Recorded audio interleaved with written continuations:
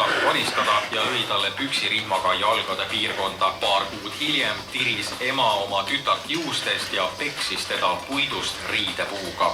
Maksu- ja Tolliameti andmeil kahanes oktoobris maksuvõlg eelmise kuuga võrreldes 117 000 euro võrra. Aasta algusega võrreldes on võlg vähenenud 8,5 miljoni euro võrra. Novembri alguse seisuga on täitmata maksukohustusi summas 388 miljonit eurot.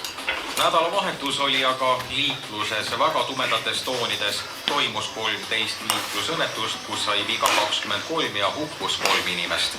Laste seas levib aga kulutulena uus sõltuvust tekitav trend tulemasina gaasi nuusutamine. Gaasi nuusutamine võib tekitada ka püsivaid närvisüsteemi kahjustusi. Tavaliselt on nuusutamine päris väikeste laste probleem.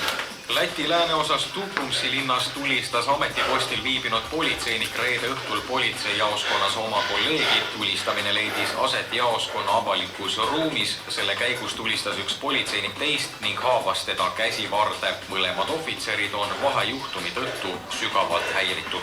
Ja lõpetuseks, Välisministeerium soovitab inimestel mitte reisida Tai pealinna Bangkoki, kuna mitmed pealinna äärealad on tugevalt üle ujutatud ning võivad halvimal juhul kuni meetrise veekihi alla jääda.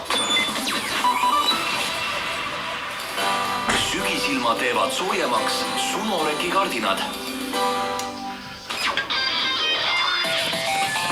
Skyblus on siin ja räägime ilmast ka. Homme on meil teisipäev ja siis tuleb Eestis muutliku pilvisusega ilm. Õhtul võib mõnel pool sadada vähest vihma. Õhutemperatuur täna öösel +2–8 ja homme päeval sooja 5–10 kraadi. Parim aeg kardinate soetamiseks on käes. Sumoreki salongides on valik tekstiilikardinaid kuni –30%, valik ruloosid –50%, valik voldikardinaid kuni –40% ja valik Veluxi 2 ruloosid –50%. Pakkumine kehtib ainult novembri lõpuni. Sumorek.ee